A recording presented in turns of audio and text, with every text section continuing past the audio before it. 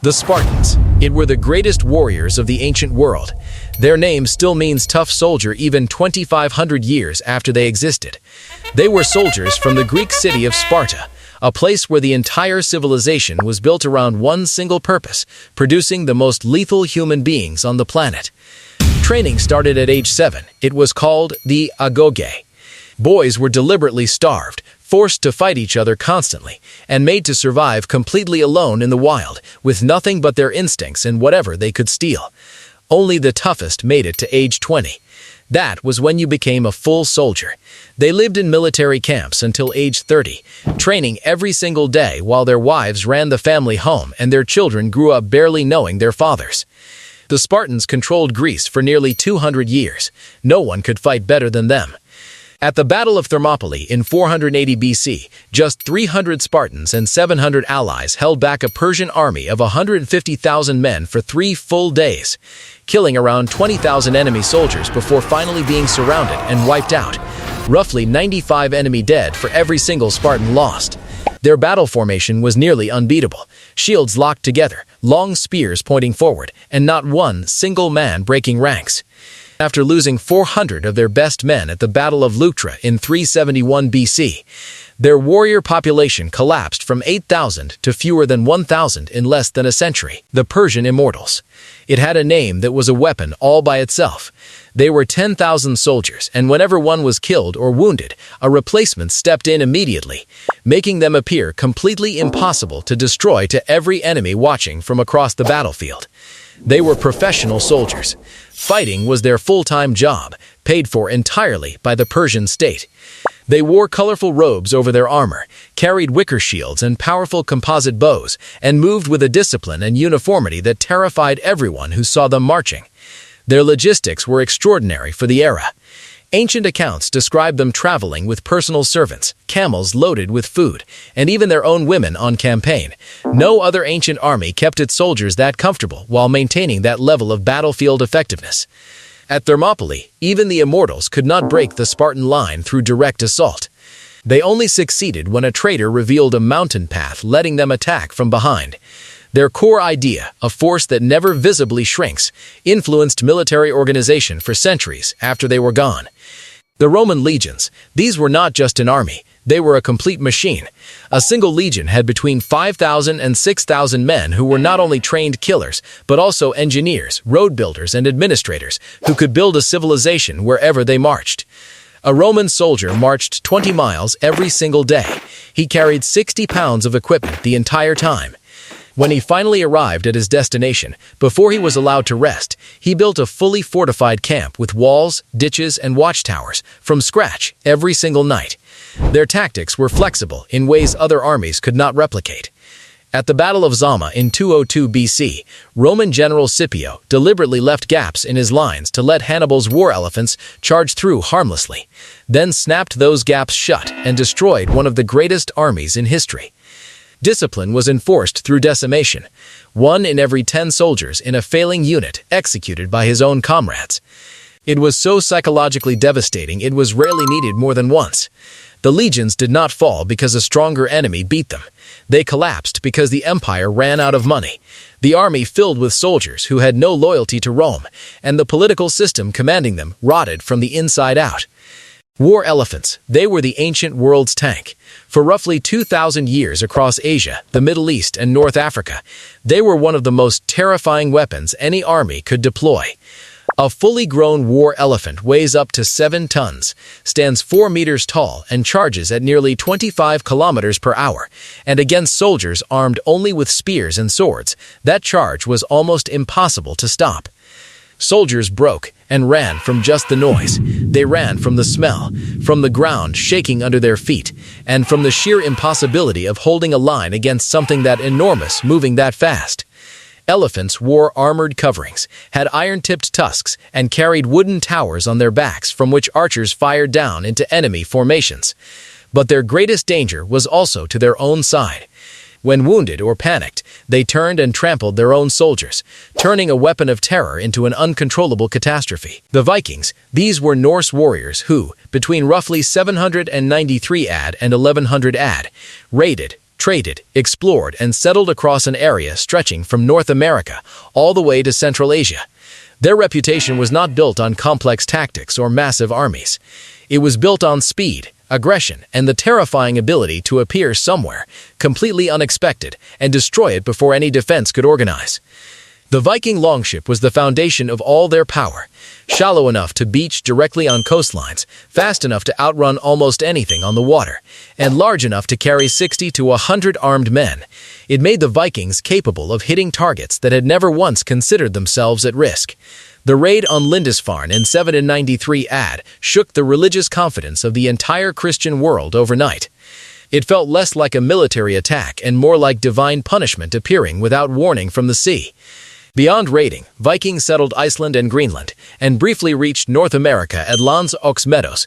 Their age ended as Europe's kingdoms grew stronger, coastlines became defended, and the Norse people gradually converted to Christianity and integrated into the broader European world. The Berserkers. These were the most feared individual warriors in the entire Viking world. Separating fact from legend about them is one of the most fascinating challenges in all of military history.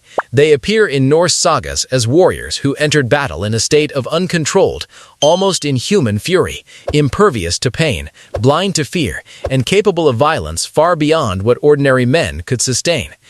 Ancient sources describe them fighting without armor, wearing only animal skins or nothing at all.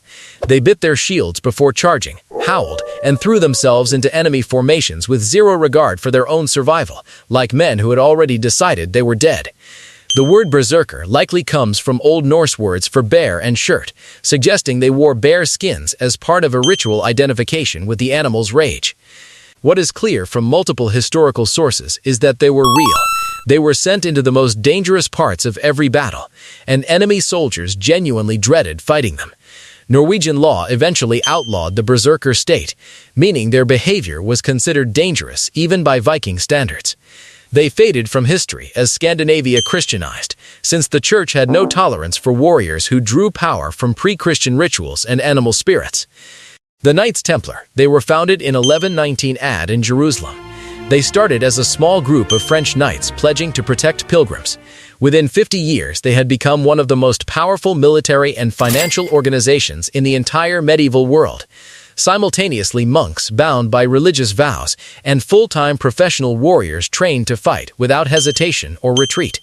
This combination produced men who fought with physical courage and absolute conviction that dying in battle was a direct path to salvation.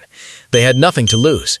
At the Battle of Montcassard in 1177, fewer than 500 Templar knights defeated Saladin's army of 26,000 soldiers, one of the most dramatic battlefield victories of the entire Crusader period.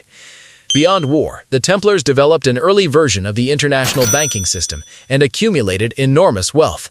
In 1307, King Philip IV of France, heavily in debt to the order, had their entire leadership arrested on heresy charges, extracted confessions through torture, and burned dozens of senior members alive. The order was formally dissolved by the Pope in 1312. They were not destroyed by any enemy on the battlefield.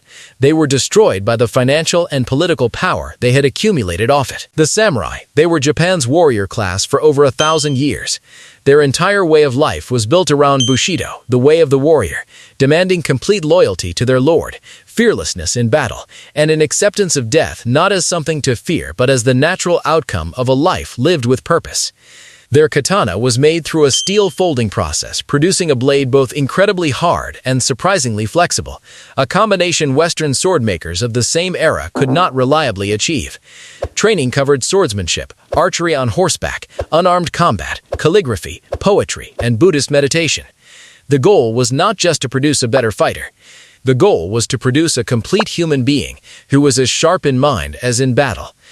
Miyamoto Musashi fought 61 duels and never lost once, and his philosophy, the Book of Five Rings, is still studied by military commanders and business leaders today. The Polish winged hussars. They were the most terrifying cavalry force ever assembled on a European battlefield. Each one was a nobleman who paid for his own armor and weapons, meaning every warrior had a deep personal investment in being the best fighter possible. Their giant wooden frames covered in eagle and swan feathers created a howling, thunderous noise when thousands charged. Ancient accounts say it stopped enemy soldiers dead before a single weapon landed. Their lances were over 5 meters long, hollow inside to stay light, designed to punch through multiple enemies in one charge. At the Battle of Kirchheim in 1605, just 3,500 hussars destroyed 11,000 Swedish soldiers in under 20 minutes. At the Battle of Vienna in 1683, 18,000 hussars launched the largest cavalry charge in history against an Ottoman army of 140,000, shattering that entire force in a single afternoon and saving Western Europe from Ottoman expansion. They became obsolete when guns and cannons grew powerful enough that no horse charge, no matter how terrifying, could survive crossing open ground to reach them. The Gurkhas, they belong from the mountain villages of Nepal, are one of the most remarkable military forces in all of recorded history. When the British East India Company tried to conquer Nepal between 1814 and 1816, they ran into fighters so ferocious in their mountain terrain that British commanders suffered defeats they had not experienced in years. When the war ended in a draw, the British offered them jobs, and that arrangement has continued for over 200 years without interruption. Growing up at high altitude produces bodies with exceptional lung capacity and a naturally calm attitude toward hardship and pain. Their kukri, a curved blade weighted toward the front, delivers devastating cutting force even from a relatively light swing. But what sets them apart more than any physical quality is their mental composure. They approach danger with a calm that consistently unnerves the people fighting them. During the Falklands War in 1982, Argentine soldiers deserted their positions simply upon learning Gurkha battalions were approaching. Before a single engagement, just the name was enough. Field Marshal Sam Menek Shah said it plainly. If a man says he is not afraid of dying, he is either lying or he is a Gurkha. The Mongol heavy cavalry, they built the largest connected land empire in all of human history, 24 million square kilometers, stretching from the Pacific Ocean to Eastern Europe. They were not just powerful, they were faster, smarter, and more organized than any army they ever faced. Every Mongol soldier grew up on horseback, could fire arrows with perfect accuracy at full gallop from 200 meters away, and kept 5 horses, switching between them to stay fresh, while enemies exhausted themselves trying to keep up. Their favorite trick was to pretend to retreat. They lured enemy soldiers into open ground, then surrounded and destroyed them before anyone realized what was happening. At the Battle of Mohi in 1241, they wiped out 65,000 Hungarian knights in a single day, using attack patterns no European army had ever seen. Across all their campaigns, the Mongols killed an estimated 40 million people, roughly 10% of the entire world's population at that time. Surrender and live. Resist and every single person in your city dies.